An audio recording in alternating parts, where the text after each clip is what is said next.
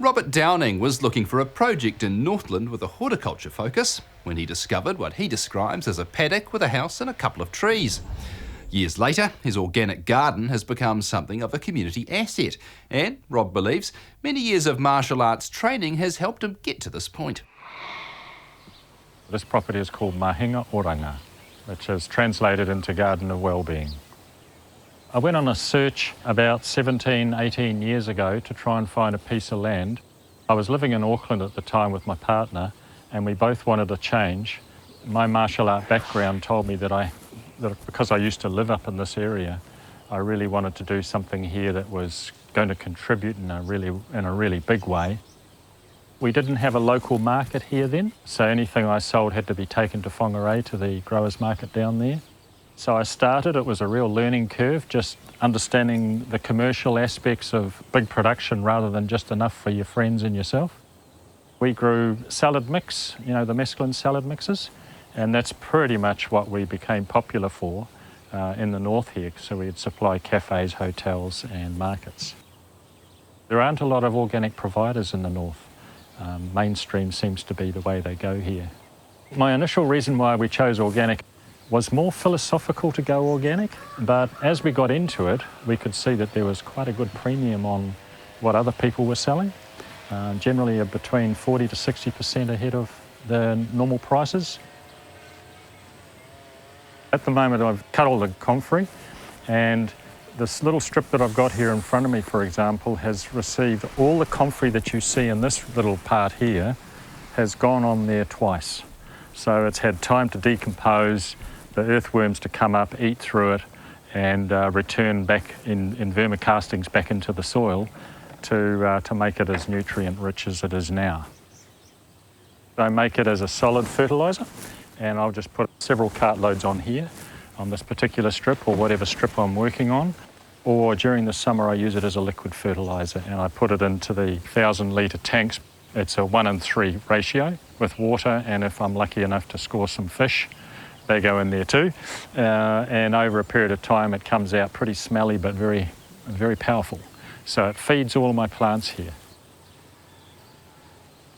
As you can see, it's lovely and soft and friable. It's had a lot of the comfrey in it. It's had the mulch on top, so there's a lot of good organic matter in there now. The biggest problem is walking on it. That's why I have all these walkways here, so I don't end up compressing the soils.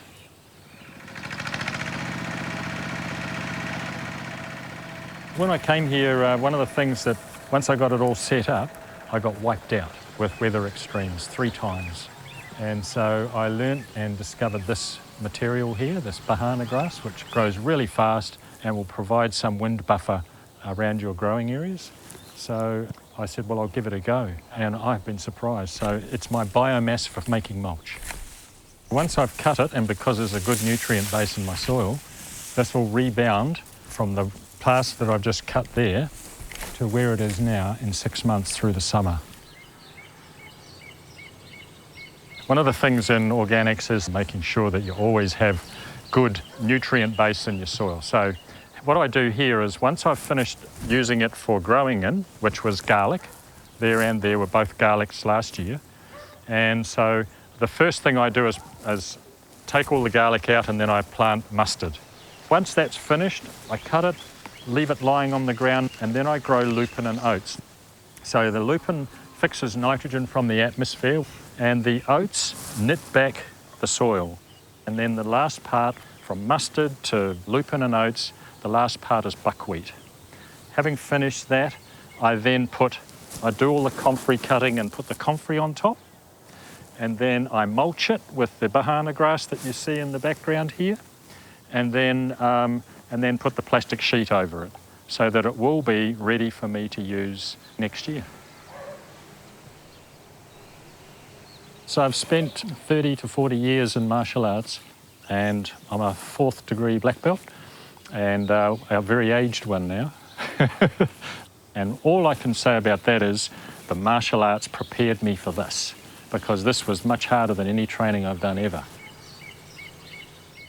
When I started, the whole idea of this place was to provide local food for local people. But as I've gone down this track for quite some time now, what I find is that there is a high level of interest. So I wanted to start teaching, coaching and training people that can do something similar to what I'm doing. One of the things I did was, when I came up here, was I worked in the prison when they opened it as a horticultural instructor. And while I was there, I met a lot of the sons and grandchildren of the students I used to have up here when I was teaching karate. So I felt a bit sad about that. So I really wanted to do and find out more about what's happening to Māori in this in the region, in the North Taitokoro region. And what I discovered was that even though people might go on a course or something like that, there were no jobs at the end of it. You know, it was basically, oh, well, that was interesting and that was it. So I've been working with Māori, the local people who are Ngātarangi, who lease the land to the Corrections Department at Nahafa, and they approached me and said, look, with your background in horticulture and within organics and that type of thing, would you be interested in leading and project managing the opening of several horticulture events in the northern area? So we started. The funding's been approved, and we'll start teaching and training people to get them ready for putting out onto the fields.